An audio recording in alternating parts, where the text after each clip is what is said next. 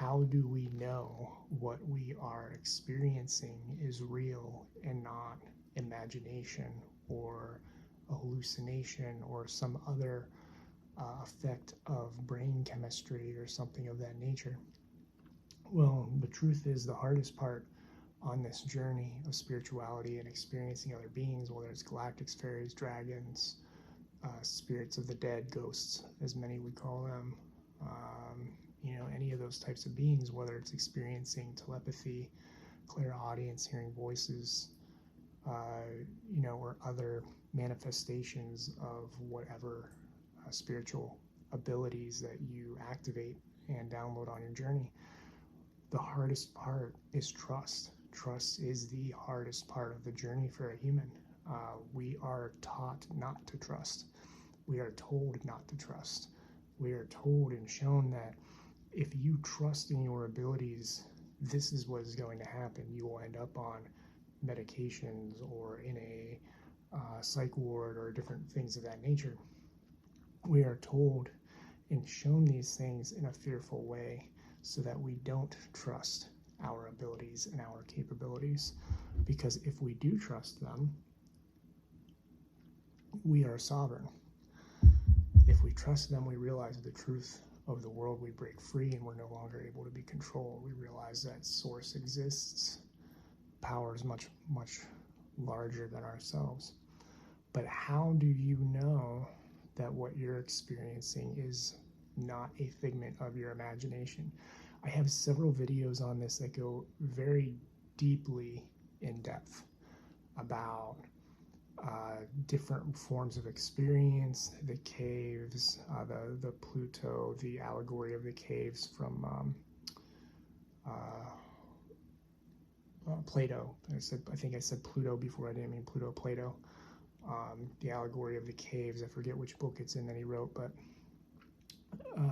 I go into that. I go into perception, senses, all that in a lot of detail in the Unleash Your Spirit series that I have in one of the playlists on my channel. So make sure you check out that series. Those videos are kind of in the first parts of that. That series is based on the book Unleash Your Spirit that I wrote, and it goes, each video is basically a chapter in the book. And there's actually more in the video series too, because I made that after the book. But to briefly summarize, how do you trust? First, you have to recognize everybody's reality is different. Your reality is what you make of it, and the person beside you can be experiencing the same things, but their reality can be extremely different. It can be different based on the way they perceive the world. Now, you could take that and just say negative, positive. Somebody might see snow, as there's snow outside my window right now, and be miserable and hateful and just not like the fact that there's snow out there. Another person would see snow and think it's the most beautiful thing ever, and they're in a loving heart space and they're in higher vibrations because they love the snow. Two different realities are being experienced with the same circumstances. Your reality is what you make of it and how you perceive the world around you. Now take that a step further. Your senses are how you perceive reality, not just the way your mental and ideological experiences and perceptions and the things that you've experienced over your lifetime. One person will like dogs and love them, and another person will hate them because they got bit by a dog, type of thing. Your traumas shape your reality. But going a bit further, your reality is also shaped by your senses. And this is the part that we don't talk about enough in society. People trust their senses. They trust their sight the most. They trust their sight, they trust their hearing, they trust what they can feel.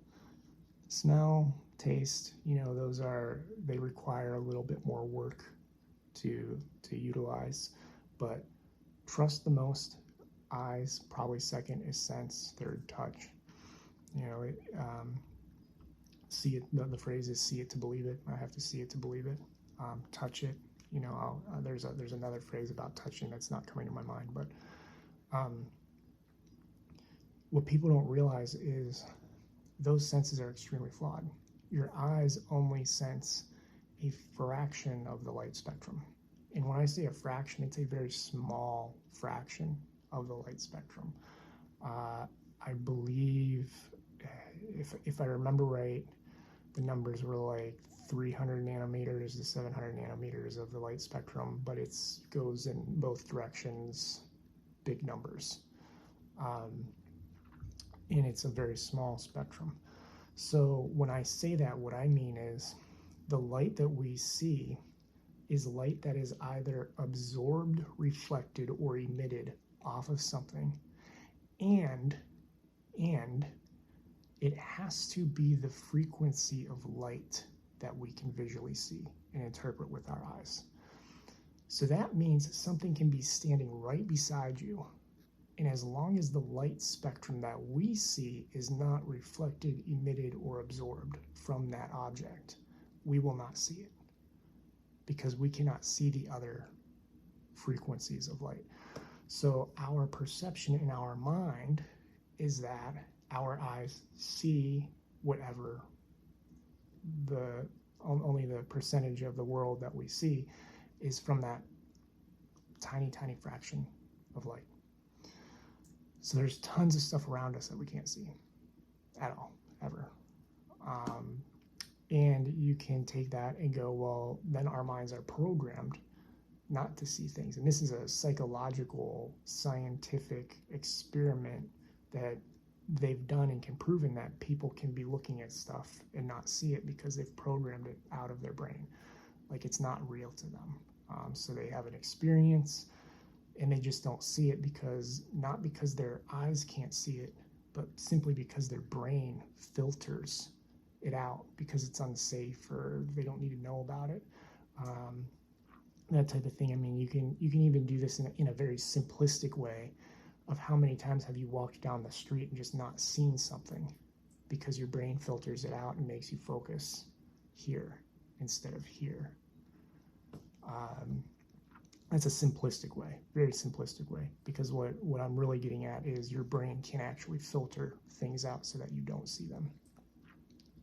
Hearing, we only hear a fraction of sound, and as you get older, that fraction of sound becomes less because your ears lose their ability to pick up like higher frequencies and stuff as you get older.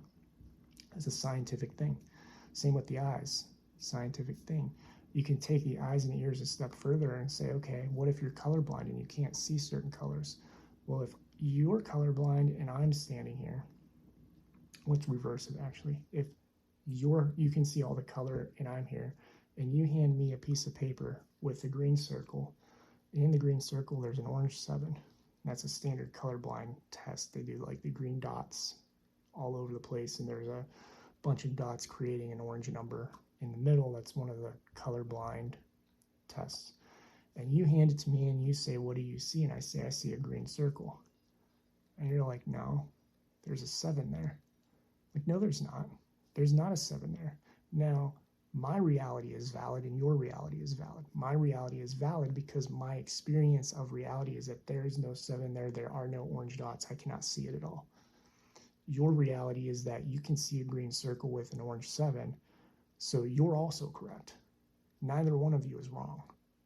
You are experiencing the reality based on how you can experience it, based on the tools you have to experience it. It does not make one person right or wrong.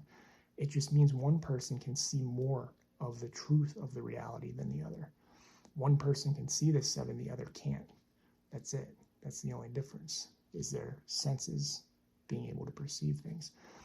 Now, go back to the light spectrum and go, okay, how do you know what you're seeing and hearing is true and real and not imaginary? Well, think about that colorblind test. That's something every human can experience. If you have a social circle, chances are statistically there is somebody around you. If you have 100 people, there's somebody around you that's probably colorblind that you will run into. Their reality is valid, your reality is valid. Okay, well, now say somebody can activate an ability to see parts of the light spectrum that are there. Well, just because they can see something and you can't doesn't mean they're wrong, or vice versa. They just have the ability to see it because they've activated that dormant ability to see the light spectrums that we typically can't physically see. Now, how do we do that? We activate other parts of ourselves, third eyes, energy. You can go into the science of it all and say quantum physics and energy in this field, the field around us, the energy fields, all this that science is saying exists. Now, they still won't always say that spiritual abilities exist and that sort of thing. It's all the same thing, different language. We talk about auras and fields. They talk about energy fields around people and magnetisms and all that, how that works, the quantum energy of it. We speak in auras. We speak in energy fields, that type of thing. So it's all the same language, but two, different forms of speaking and ideology, I guess, trying to merge and embrace each other. And spirituality has always said you can activate these other abilities, but they're not with your physical senses. They're with your third eye. They're with the energy that is around you, because you are energy. You are energy, and you can work with that energy if you wish to work with that energy. And that's all mind, that's all thought. Science is proving that now too. So if you want more proof, look up the science in spirituality. Look up the science of quantum physics. Look up the science of your senses and how there are animals that can see more colors than us. Colors we can't even imagine. There are animals that can see and hear things that we could never perceive. Imagine that. There's animals that exist right now that can do all that. But humans are sitting here going, how do I trust myself? How do I know this is all real? Well, we have to get past this idea that what we're experiencing is not real, because it is real for us, for our reality. We've been programmed to think that it's not real. We've been programmed not to trust ourselves, programmed to fear it.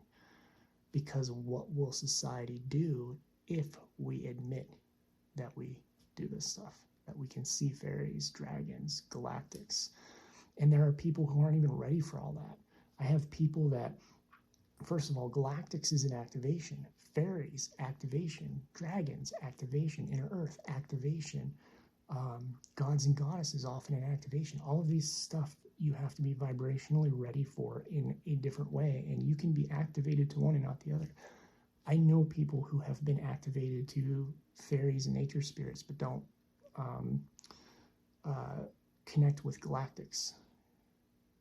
I know people that have commented. I had a recent comment recently, like, UFOs are here. Didn't say galactics, just said, yeah, UFOs are here.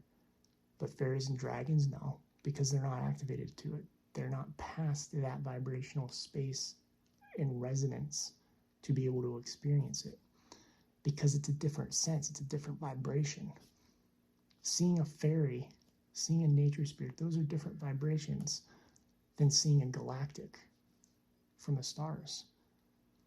Seeing a Sasquatch is a different vibration than seeing a dragon. You can be able to see, you can be activated to dragons and not see the others, and vice versa. You can be activated to the others and not see other things and experience them.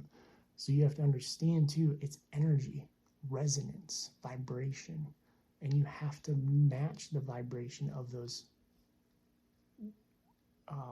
layers of consciousness, as my guides would say. Layers of consciousness on the earth. There are layers of consciousness, different vibrational layers. You have to match the layer you want to work with, the layer you want to be in tune with. Unicorns are real. When I say that, a lot of people probably won't believe me, but they're real. They are an extremely high vibrational nature spirit type of creature, and they're very real. But very, very few people are activated to them, because you have to have a purity and a resonance to that space and time and dimension, to that area of earth, the conscious layer, whatever you want to call it. And it's far easier to have resonance with something lower vibrational. Lower vibrational meaning works in the lower chakras, works in lower vibrations, isn't as ascended as some of these other beings. Doesn't mean they're bad or good. It just means they're in a more of a growth phase of their spiritual journey. So it's easier to connect with some of these other beings. Your reality is valid when you understand that your senses do not perceive everything, that you have other senses, which is your spiritual energy, your third eye, your mind, your energy itself, your other chakras, higher chakras, and understand that reality at its base is different.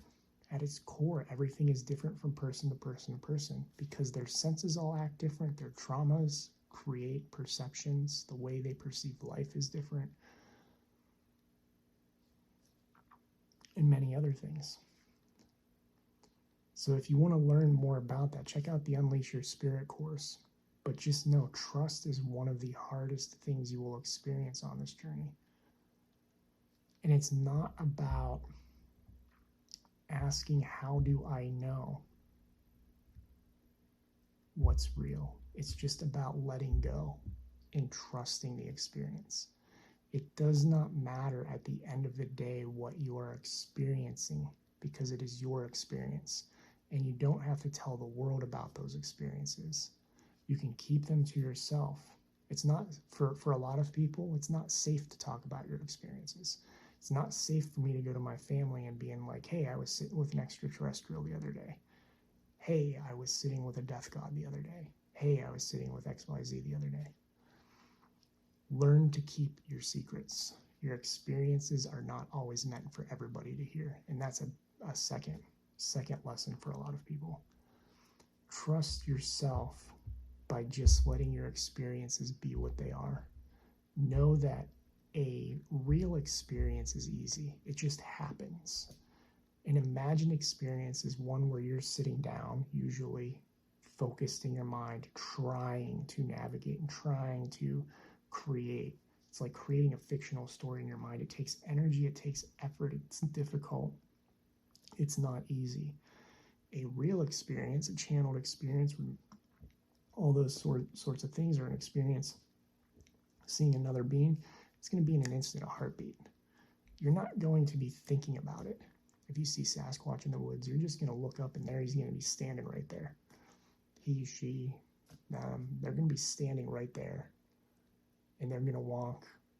And if they notice you, they're probably going to disappear. But it's going to be easy, quick, and instant. Same with UFOs. You're going to look up in the sky and it's just going to be there. Same with a fairy. It's just going to be there. You're going to see it. And you might see it in your mind. And if you see it in your mind, you can ask for validation. You look and you see it. You're like, oh my God, there's a fairy there.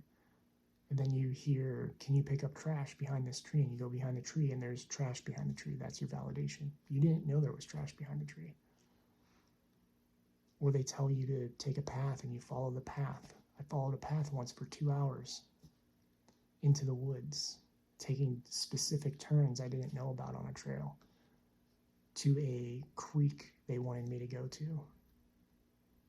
Telepathically guiding me. They do that in the car. They telepathically guide me. Your validation is in listening and trusting and understanding and letting go of this notion of, should I trust my experience? You know, be in a state of trust. Your experience is your experience. It doesn't matter what other people feel and think. It matters what you think, what you believe, and what you know. And there's a big difference between belief and knowing. Remember, belief, you can believe in something and have never experienced it. Knowing is only when you've experienced it. When you experience it, you know it. I know fairies are real. I know dragons are real. I know galactics are real. I've stood beside all of them. Sasquatches. I've seen UFOs. I've watched them. Interdimensional UFOs. Galactic UFOs. Inner Earth stuff. I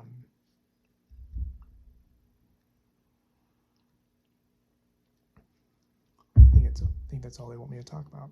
Let's see. Just trust yourself. Know that it's the hardest part of the journey.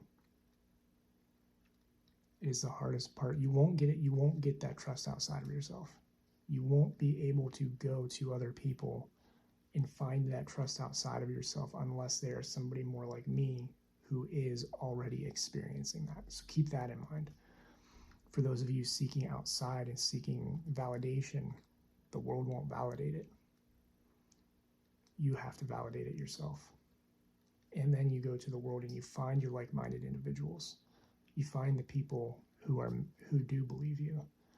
But in that initial awakening stage, chances are, and I'd say it's probably 99% chance for most people because you're breaking the patterns of your families, your friends, chances are most of them are just going to look at you and be like, what? So always come back to yourself and feel with your heart if it felt real to you. If it feels like it was real to you, then it was real to you.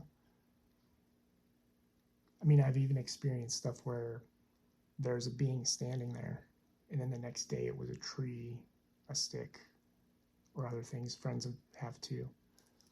That doesn't mean the being wasn't standing there. It was interdimensional, it's energy shift, and we have those experiences.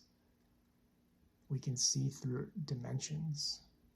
We can see things that aren't there physically, and then they shift, and they are there, and then it shifts back, and it's not there. Something else is there. Trust yourself. That's the only thing I can say is that come back to the science, come back to creating your own versions of validation, asking questions, following your intuition. You will validate, the more you validate yourself, the more you will trust yourself through questions and through following guidance. Always come back to your heart space, feel into it, and just know that not everybody is going to believe you when you tell your experience, which is why I talk about a lot. Secrets are what keep you safe. Let me know if you have any questions. Thank you for watching. I love you all.